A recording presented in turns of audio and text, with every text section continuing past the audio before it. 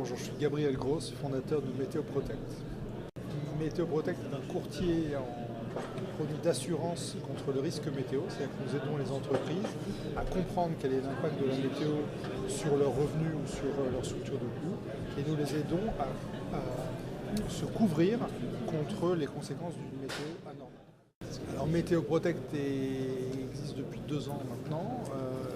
L'équipe fondatrice, je suis fondateur, mais autour de moi, on a l'inventeur de la théorie en fait, du risque météo pour les entreprises, qui s'appelle Jean-Louis Bertrand, qui est un professeur de finance, ancien trader et professeur de finance. Et puis nous avons l'ancien secrétaire général du plus grand courtier interbancaire d'Europe. Et en fait, on a créé cette entreprise parce que la complexité de ce qu'on fait, c'est facile à expliquer, gérer le risque météo pour l'entreprise, mais la complexité de ce qu'on fait, c'est à la fois d'être capable de traiter la donnée, d'être capable de construire les modèles économétriques, et puis de relier tout ça, d'avoir l'expertise météo et de relier tout ça pour transformer en fait un risque d'entreprise en opportunité financière.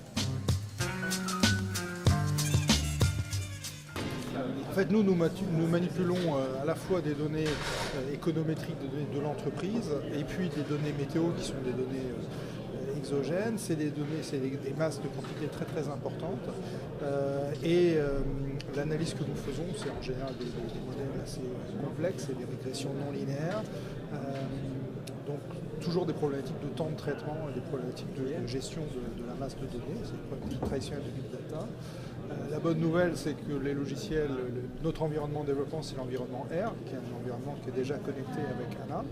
Et les données de nos clients, elles sont très souvent déjà dans SAP, puisque nos clients sont beaucoup des grandes entreprises de tout type de domaine, que ce soit la grande distribution, que ce soit les biens de consommation, que ce soit la distribution spécialisée, les banques, les compagnies d'assurance. Et donc évidemment, pour nous, c'est tout à fait naturel de regarder si on peut à la fois utiliser ANA pour la capacité de calcul et la capacité de gestion et de manipulation des grosses masses de données, mais aussi pour l'intégration avec les systèmes de gestion de nos clients.